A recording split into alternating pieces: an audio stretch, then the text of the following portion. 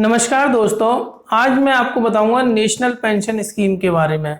हम इसको डिटेल में जानेंगे। नेशनल पेंशन स्कीम क्यों अच्छा इन्वेस्टमेंट प्लान है, ऑनलाइन हम इसको किस तरीके से अप्लाई कर सकते हैं और जर्नल आपकी जो क्वेरीज है उसके बारे में। सबसे पहले हम जान लेते हैं कि नेशनल पेंशन स्कीम एक्चुअली क्या है कि इसके अंदर कोई भी इनरोल कर सकता है। जैसे अभी तक आपको पता था एक सरकारी कर्मचारी को ही पेंशन आती है, लेकिन एनपीएस के माध्यम से अगर कोई प्राइवेट कंपनी में काम करता है व्यक्ति, तो वो एनपीएस में इनरोल कर सकता है और इसके अंदर वो अपना इन्वेस्टमेंट करता रहे और तब वो 60 ईयर्स या सीनियर सिटीजन की एज अटेन होने के बाद उनको पेंशन मिल जाएगी, जैसे कि एक नॉर्मल गवर्नमेंट एम्प्लॉय को मिलती है।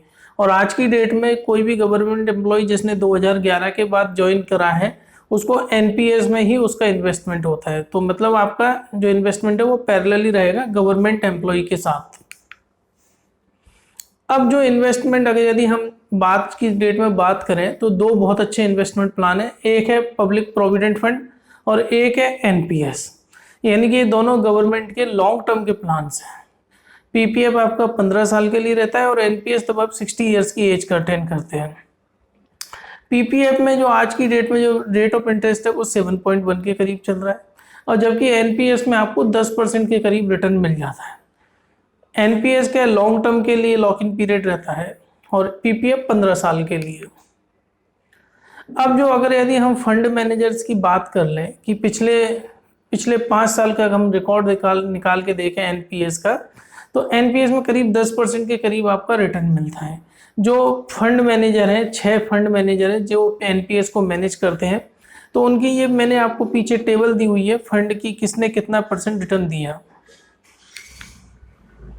अब जो एनपीएस में सबसे अच्छी बात यह है कि जो 1,50,000 जो आपको एटीसी के अंदर बेनिफिट मिलता है, एनपीएस के माध्यम से आप 50,000 एडिशनल ले सकते हो एटीसी के मुकाबले। जो 50,000 एडिशनल जो होता है वो 80 CCD 1B एक्ट के तहत आपको मिल सकता है और उसके अंदर करीब आपकी 15,600 रुपये की सेविंग भी हो जाती है, टैक्स सेविंग। यानी कि टोटल अगर आप चाहते हैं एनपीएस में इन्वेस्टमेंट करना तो आप 2 लाख रुपए तक इन्वेस्ट कर सकते हैं, जिसमें 1,50,000 एटीसी में कवर हो जाएगा और 50,000 80 CCD 1B में। अब जो एलिजिबिलिटी है वो यह है कि एनपीएस के लिए आप इंडियन सिटीजन होना चाहिए आपको और आपकी उम्र 60 ईयर से नीचे होनी चाहिए। इसमें आप कम से कम 500 रुपये डिपॉजिट कर सकते हैं और मैक्सिमम 2 लाख रुपए। इसमें जो टाइम ऑफ डिपॉजिट है वो कोई फिक्स नहीं है, लेकिन सिर्फ इतना समझिए कि तब तक आप 60 ईयर्स के नहीं हो जाते तब तक आप डिपॉजिट कर सकते हैं। 60 ईयर्स के बाद आपको नॉर्मल पेंशन मिलना शुरू हो जाएगी जैसा एक गवर्नमेंट एम्प्लॉय को मिलती है। अब इसमें आप जो एनपीएस का जो कॉर्पस है 1.5 लाख का, उसमें आप कुछ भी कर सकते हैं। आप ऑनलाइन ट्रांसफ़र कर सकते हैं, मंथली इंस्टॉलमेंट में भी के रूप में भी जमा करवा सकते हैं और कैश डिपॉजिट भी करवा सकते हैं अपने एनपीएस अकाउंट में।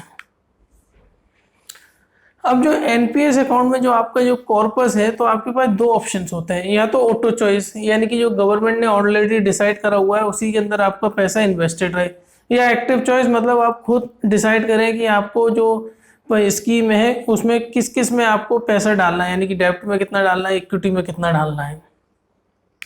जो आपके पास जो ऑप्शन उपलब्ध होते हैं वो 4 ऑप्शन उपलब्ध होते हैं एक्टिव ऑप्शंस में: equity, corporate bond, government securities और अल्टरनेट इन्वेस्टमेंट फंड।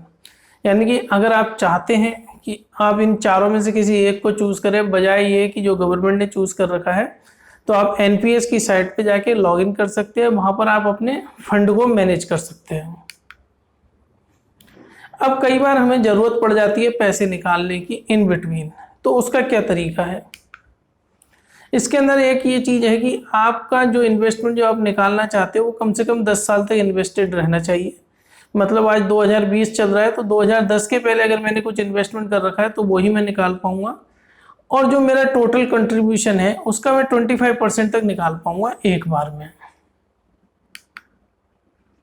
जब आप इसको अप्लाई करने जाते हैं एनपीएस को, तो आपको नॉर्मल एक एप्लीकेशन फॉर्म, 2 फोटो, आधार कार्ड और पैन कार्ड की कॉपी चाहिए। इसके अलावा और कोई डॉक्यूमेंट आपका नहीं लगेगा। अब इसको अप्लाई कैसे कर सकते हैं। इसके लिए इंडियन गवर्नमेंट ने बहुत अच्छा निकाला है। ENPS से अगर आप गूगल पे सर्च करेंगे तो ये वाली वेबसाइट खुलेगी, जिसमें आप अपने आप को रजिस्टर कर सकते हैं, सारी डिटेल फीड कर सकते हैं। यहीं पर आपको डॉक्यूमेंट अपलोड करने हैं, आपका अकाउंट नंबर जनरेट हो जाएगा और भविष्य में आप अपना जो NPS का खाता है उसको यहीं से कंट्रोल कर पाएंगे।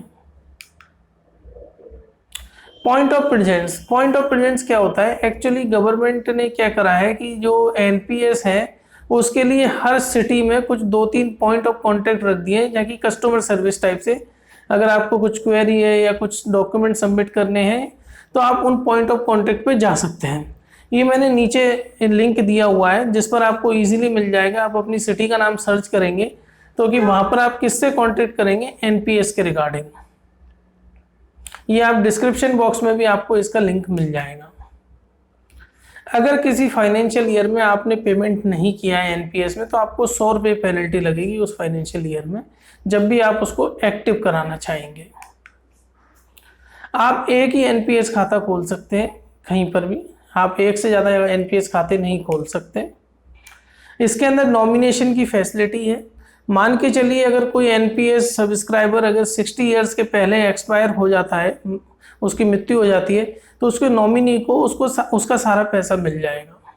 जो भी उसका कॉर्पस जो क्रिएट हुआ है नॉमिनी को वो सारा पैसा मिल जाएगा। हाँ, एक अलग मिथ है कई लोगों के दिमाग में यह आता है कि NPS में क्या गवर्नमेंट कुछ कॉन्ट्री करती है? NPS में गवर्नमेंट का कोई कॉन्ट्रीब्यूशन नहीं है। आप जितना पैसा आप इन्वेस्ट करेंगे, जितना पैसा डिपॉजिट करवाएंगे, वो ही आपका कॉर्पस बनेगा। गवर्नमेंट की तरफ से उसमें कोई कॉन्ट्रीब्यूशन नहीं है।